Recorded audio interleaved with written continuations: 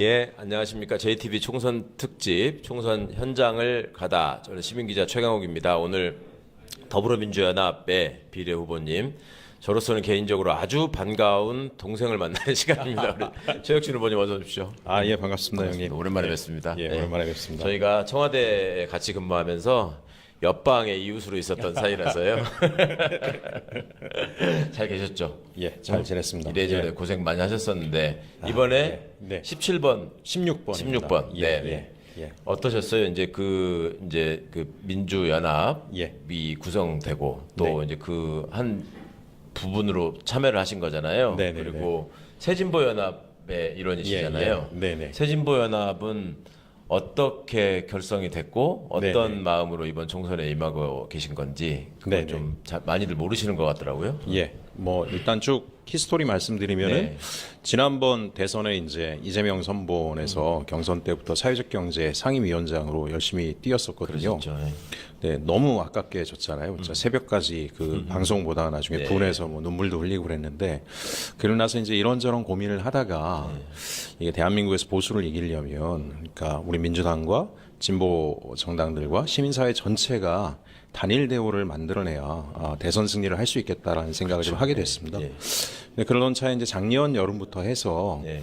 뭔가 요번 총선서부터 해서 연합 정치로 다음 지방선거 대선까지 뭔가 연대할 수 있는 정치적 흐름을 좀 만들어 보는 게 어떻겠냐 그러시면서 몇몇 시민사회 원로분들이 저한테 좀 역할을 해보라 그러셔가지고 그때부터 이제 열심히 뛰어서 예. 이래저래 진보 정당들도 만나고 시민사회도 만나고 또 민주당 내 좀 개혁적인 의원님들도 만나서 상의드리고 했는데 그러던 와중에 이제 지금 뭐 이재명 대표께서 하여간 연동형을 고수하시겠다라고 하고 이렇게 더불어민주연합까지 탄생이 돼서요 여기까지 오게 됐고 그 사이 사실은 연동형을 통한 민주진보 진영의 예, 연대 예, 이런 예. 것과 관련한 예. 토론회에 가면 예. 우리 최혁진 후보님이 사회자로 계시거나 뭐 이렇게 예, 많이 예. 봤다고 하더라고요. 예, 그런 히스토리가 있었고요. 근데 이제 그러던 중에 또 몇몇 또 선배님들이 그런 얘기를 하시더라고요. 이게 이제 연합 정치 하려면 상호 신뢰가 있어야 되는데 사실 우리 또 민주당과 진보 정당들이 서로를 아직까지 잘 믿지 못하는 것 같다. 그러면 저한테 대뜸 뭐 이렇게 진보 정당 쪽에 좀 가서 그런 또 신뢰를 다질 수 있는 그런 예. 역할들을 좀 하는 건 어떠냐라고 또 얘기를 하신 분들도 있었고요. 또 그 과정에 새진보연합의 용해인 대표가 가장 적극적으로 또 그 대연합 정치의 깃발을 들었거든요. 예. 그래서 소통이 잘 될 것 같고 해서 서로 이제 상의해서 그쪽에서도 또 제가 그 기본소득 정책을 다음번 대선에서는 국가의 주요한 정책으로 만들고 싶은데 민주당과의 지금 가교 역할들을 잘 해줄 수 있지 않겠냐라고 또 이제 요청을 해서 그렇게 해서 이제 새진보연합에 결합하게 됐습니다. 그러면은 기본소득당의 당적을 가지신 건 아니고 그 기본소득당이 이제 열린민주당, 사회민주당하고 그렇죠. 이게 이제 우리 함께 민주당까지 결성하게 하는 새진보연합이잖아요. 예. 큰 이 연합이 될 거다라는 생각을 못해서 먼저 새진보연합을 만들었잖아요. 그렇죠. 그래서 그 새진보연합에 제가 결합을 했고, 예. 그러다 이제 민주당이 또 통 크게 더불어민주연합을 만들어서 예. 여기에 이제 같이 결합하게 됐습니다. 하여튼 우리 저기 연합 정치 또 예. 이 민주 진보 진영의 결합 연대 이런 것들이 무엇을 위해서 필요한 것인지 또 그것을 위해서 가장 앞장서신 후보로 우리 최혁진 후보를 기억해 주시면 좋겠고요. 네. 그 전에 이제 저 청와대 사회적 경제 비서관으로 저의 옆방에 계셨다는 걸 말씀드렸으니까 간단히 자기 소개 좀 해주십시오. 그동안 어떻게 살아오셨는지. 예, 저는 대학을 졸업하고 예. 사실 대학교 제 신입생 환영회 때 제 운명이 결정이 됐는데요. 제가 강원도 원주니까 서울에서 가깝습니다. 사실 네. 1시간 반 거리밖에 안 되거든요. 그럼요. 수도권이라고 해요. 예. 저는 근데 이제 성이 제가 최씨니까 신입생 환영회 때 저는 이제 순서대로 하다 거의 끄트막에 네. 저 강원도 원주에서 왔다 그랬더니 갑자기 선배들서부터 모두가 우와 산골짜기에서 여기 오느라고 고생했다고 자기들은 뭐 목포 여수 뭐 한 5시간 6시간 걸려서 온 사람들이 네. 그때 이제 느낀 게 이 강원도라는 곳이 굉장히 심정적 거리감이 있구나. 또 일부 여학생들은 저한테 뭐라 그러냐면 정말 그 시냇물이 시커멓냐는 거예요. 탄광 네. 지역이 아닌데. 그래서 이제 그때 제가 고민하다가 생각을 한 게 졸업하면 지역에 내려가서 지역 운동을 해야 되겠다. 그래서 이제 이렇게 학부 수도권에 전공은 뭘 하셨어요? 정치외교학을 했습니다. 예. 그래서 지역에 지역 운동하고 지역을 좀 변화시키는 역할들을 해야 되겠구나 해서 졸업하자마자 이제 소비자협동조합 중앙회 일을 잠깐 하다 바로 지역으로 내려갔고 예. 그러면서 이제 지역에서 뭐 사회적 기업 협동조합, 마을 공동체 조직, 시민사회 조직 이런 것들을 막 만들면서 연대체를 만들고 그 연대체가 전국 연대체가 만들어지고 그러면서 이제 사회적 경제라고 하는 섹터가 생겨났거든요. 예. 그랬더니 이제 문재인 대통령께서 지난번 그 대통령 되실 때 이 분야를 대한민국의 주류로 한번 좀 만들어 보자라고 또 말씀을 하셔가지고 사회적 경제 비서관이 돼서 그 역할을 최초로 했습니다. 만들어진 예, 비서관 사회적 경제 조직이에요. 비서관이었습니다. 사회적 경제 비서관이, 예, 그죠? 그리고 흔히들 아이쿱이라고 많이 알고 계시는 예. 그렇죠. 예. 아이쿱이라고 하면 다 기억하실 텐데 네, 네. 거기에 이제 임원으로 계셨었고 예. 그러고 나서는 원주시장에도 잠깐 도전을 하셨었죠? 예, 원주시장에 민주당 후보 경선을 하셨던 예, 건가요? 예. 당내 경선에서 잘 안 됐습니다. 최선을 다하긴 했는데요. 어떠세요? 이번 선거의 의미 사실 네. 많은 분들이 얘기하시지만 네, 이 네. 사회적 경제 또 네, 소비자 네. 운동의 입장에서 보는 의미가 또 각별하실 것 같아요. 예. 사실 윤석열 정부가 되고 나서 우리가 지금 이제 뭐 정책인 영역, 검찰의 이런 탄압이나 이런 여러 가지 문제도 있지만 민생 분야가 다 무너지고 있습니다. 특히 이제 사회적 경제 분야에는 서민들이 들어와서 이제 경제 활동을 하는 곳들이 굉장히 많습니다. 예. 동네에 가면 지역 가면 동네 협동조합, 뭐 소상공인 협동조합, 사회적 기업, 자활기업 이런 것들이 수만 개가 생겨났는데 이 조직들에 관련된 정책들을 거의 다 날려버리거나 아예 예. 조직이 사라졌어요. 예. 그 지원 조직이나 이런 것들을 축소하고 없애고 그러고 있습니다. 거기에 이제 이념을 더 씌워가지고 예.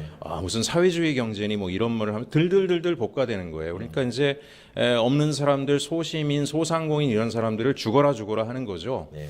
그래서 저도 더 결기를 낸 게 이건 싸워야 된다. 이대로 가다 민생이 다 무너지고 이 민생이 무너졌다가 나라가 이제 작살이 나는 상황이 되니까 정말 결기를 가지고 싸워야 되겠다는 생각들을 좀 하게 됐고요. 저분들이 이번 정권이 가지고 있는 게 이제 특징이 갈라치기잖아요. 예. 이념이 중요하다고 제일 앞장서서 예. 얘기한 사람이 네. 대통령이고 예. 그러다 보니까 네. 본인들이 생각하는 일종의 좌파의 온상이라고 찝은 예. 데가 학원, 예. 사회적 기업, 예. 노동조합, 예. 뭐 이런 것들을 지금 시민단체 예. 그런데 뭐 마치 보조금을 다 가로채고 뭐 나눠 먹게 하는 이런 식으로 매도를 하잖아요. 예. 그다음에 태양광 예. 발전에 대한 불만이 많고 예. 희한하게 이 사람들은 어찌 보면 꿰뚫어 보는 면은 있는 것 같아요. 예. 그러니까 이제 뭐냐면 이제 사회적 경제 많이 커졌습니다. 네. 지역의 동네 태양광 협동조합들도 지금 굉장히 많아졌고 가면은 흩어져 있던 시민들이 모여서 같이 경제 활동하고 연대하고 전국 연대 만들고 목소리 내고 막 그러기 시작했잖아요. 제가 볼 때는 이게 두려운 겁니다. 이 사람들이 더 커졌다가는 예. 기본적으로 대한민국의 꼴통 보수가 장악하고 있는 이 기층 질서가 무너질 거다라는 생각을 생태계가 한 바뀔 거고. 수 있다는 걱정을 그렇죠. 하는구나. 그러니까 더 크기 네. 전에 깨야 된다는 생각들을 한 거고. 그래서 저렇게 가혹하리만큼 몰아친다라고 생각을 하는데요. 네. 근데 이제 중요한 거는 몰아쳐서 무너질 정도는 이미 지나갔고 벌써? 이미 사람들이 예. 더 연대하고 더 네트워크하고 더 지금 이제 서로를 지지하면서 버텨내고 있거든요. 예. 그래서 아마 이번 총선에서 우리가 승리한다라면 다시 희망의 불씨를 가지고 아마 전국적인 들불들이 만들어질 거라고 생각합니다. 원주는 사실은 원주 출신이시기도 하니까 예. 그 특징 저희들이 기억할 수 있는 특징이 예를 들면 지학순 주교님이 계실 때 예. 어찌 보면 민주화 운동의 상징 같은 예. 분이셨는데 예. 말년에는 이제 그 진보 진영을 상당히 비판하는 입장으로 예. 이제 선회를 하셨었단 말이죠. 예. 또 예.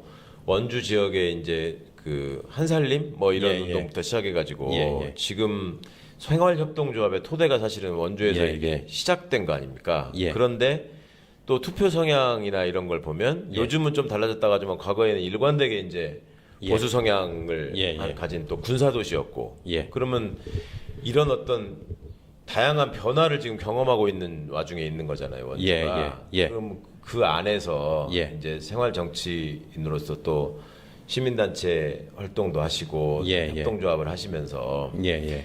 세상이 어떻게 진화하고 있고 네. 앞으로 원주나 강원도는 예. 어떻게 변화할 것이다라는 느낌이 좀 있으셨을 것 같은데. 예, 저도 원주라는 도시에서 이제 자라다 보니까 예. 그런 지금 말씀하신 변화들을 어려서부터 목격을 했잖아요. 예.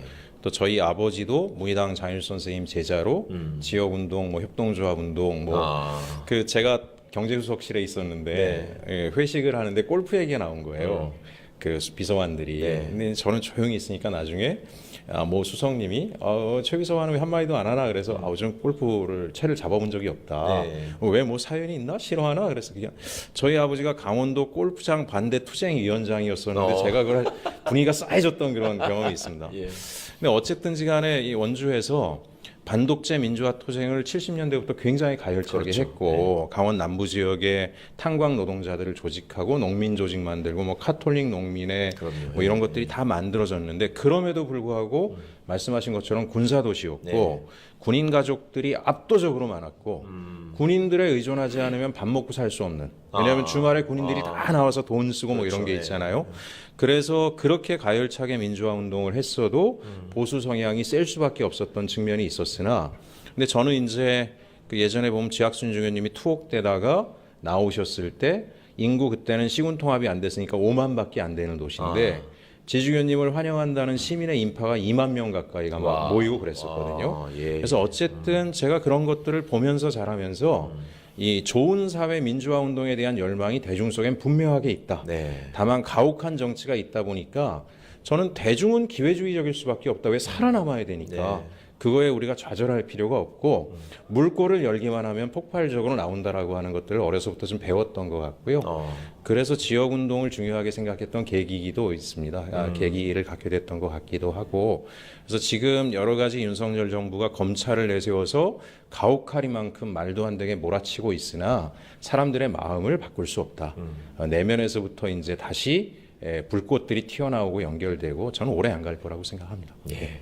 네. 지금 이제 선거가 이제 코앞으로 다가왔고 특히 이제 비례정당 간의 홍보전이 이제 이번 주부터 정말 불이 붙을 것 같은데요. 네. 이제 그 포스터 같은 것도 이제 막 이렇게 나온 거 봤고 그런데 지금 더불어민주연합이 가지고 있는 이 다양성, 그 다음에 실제 삶에서 시민들과 함께 생활 정치를 해오셨던 분들, 뭐 이런 점에서는 굉장한 특성, 장점, 차별성을 갖고 있는 것 같아요.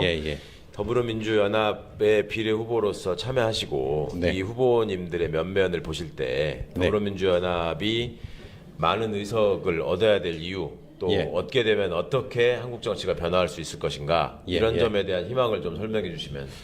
저는 더불어민주연합이 승리하면 우리가 지방정부 나중에 대선까지 승리하면서 한국 사회를 크게 바꾸는 동력이 나올 거다라고 굳게 믿고 있습니다. 이유는 딱 하나인데요.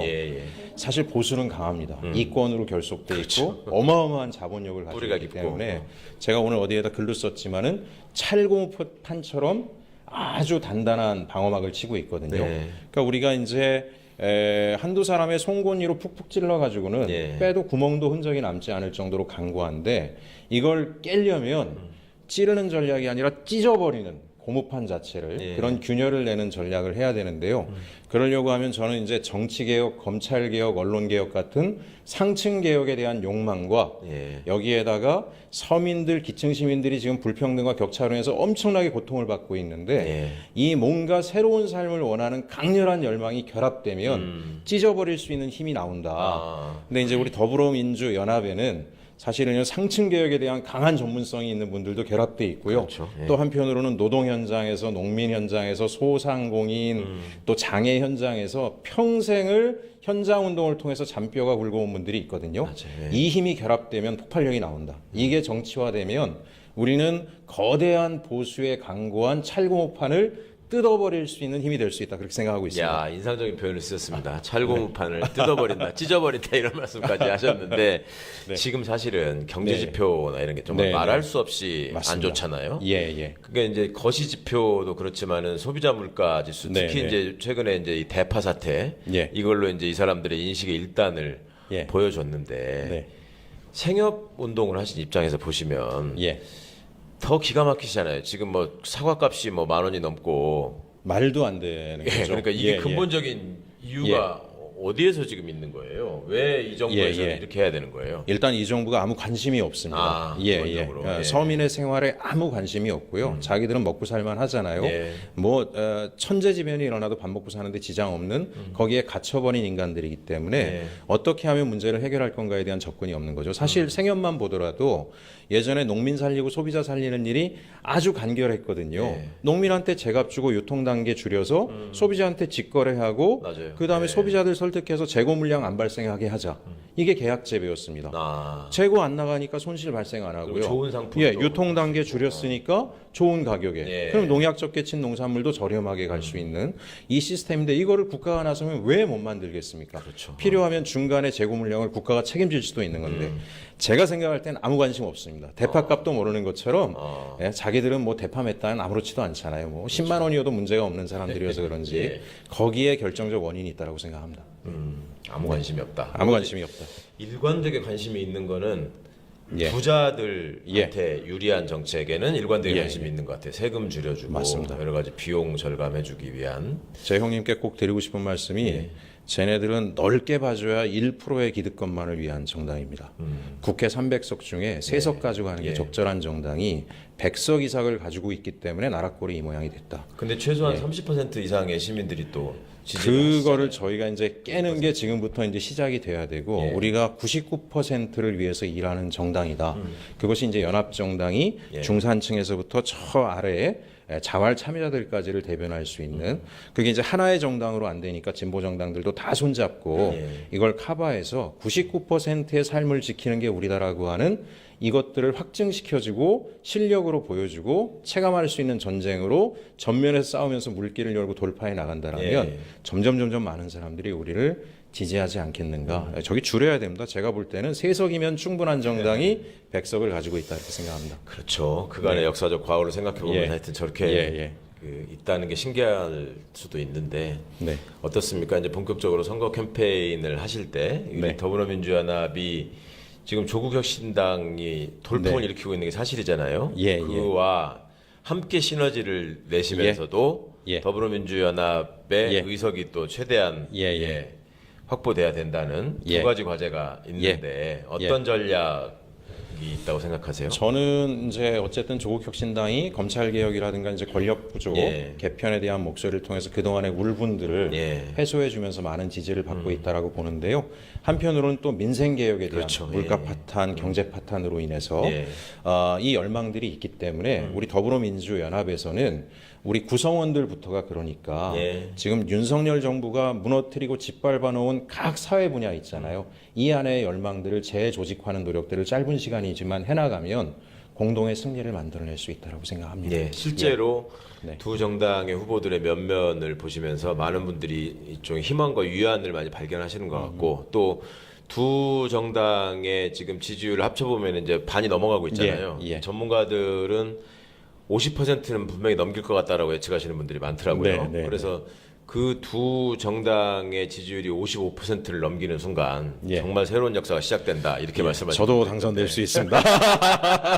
꼭 당선되셔야죠. 예, 그리고 네. 우리 그 더불어민주연합이 예. 후보님들께 네. 특별히 좀 서로 네, 간에 다짐을 하면서 부탁하시는 거는 뭐가 있을까요? 그러니까 지금 이제 예. 1번, 3번이 함께 이제 예. 이렇게 그 어찌 보면은 공동의 선택, 우리는 아군입니다. 뭐 네, 이런 네. 말씀들을 예, 하시는데 네. 후보님들 스스로도 예. 우리가 이 민주 진영의 본진으로서 예. 국회에 가서 이런 일들을 해내고 이 정권에 대해서 이렇게 예, 심판할 예. 수 있습니다라는 약속을 좀 해주셔야 될 것 같아요. 예, 저는 이제 같은 후보님들한테 자신감을 좀 가지셨으면 하는 말씀들 드리고 있고요. 예. 특히 무엇보다 어쨌든 이제 민주당서부터 여러 시민사회 원로분들이 이런 큰 판을 만든 거는 맞아요. 예. 사실은 우리가 대의 정치를 제대로 하자. 대의 정치가 살아나야 예. 정치 냉소주의가 사라지고 예. 진보 민주 개혁에 대한 사람들의 기대가 높아지는 거잖아요. 근데 우리 더불어민주연합의 후보님들은 분명하게 어떤 직능단이나 어떤 계층이라든가 이런 분들을 대변해서 이 자리에 왔기 맞습니다. 때문에 예. 자기가 누구를 대변하고 있는지를 명확하게 하고 그분들이 정말 보살핌을 받을 수 있는 정치 환경을 만들겠다라고 하는 강한 신념을 보여주면 이 판을 만드신 분들도 보람 있겠지만 실제 현장에 많은 시민들이 우리를 응원하고 지지할 큰 계기가 될 거다라고 생각을 합니다. 예, 많은 분들이 더불어민주연합의 후보님들을 지금 이 방송을 통해서 많이 만나고 계시지만 야, 그 전까지는 잘 몰랐는데 이분들이 내가 알고 있는 이 사업과 이 현장에서 이런 일을 하시는 분들이구나 하는 거를 발견하시는 좀 기쁨이 있다고 하세요. 그런 점에서 저는 이 최혁진 후보도 너무너무 소중한 분이라고 생각하고 여러분들께서 최혁진 후보가 걸어온 길에 대해서도 한번 관심을 가져주셨으면 좋겠습니다. 시간이 다 돼서 마무리를 해야 될 것 같은데 후보님 마지막으로 예. 이 선거에 그 임하는 각오 그다음에 이 선거의 중요성 이걸 시민분들께 확실하게 좀 새겨주시죠. 제가 얼마 전에 지역 유사에 가서 다행히 한 말씀 드릴 수 있는 기회가 얻어서 했는데 그게 유튜브에 지금 굉장히 퍼지고 있습니다. 그랬더니 거기 어떤 분이 제목을 16번 인물이네 이렇게 해서 놀리시더라고요. 저는 다른 말씀 안 드렸고요.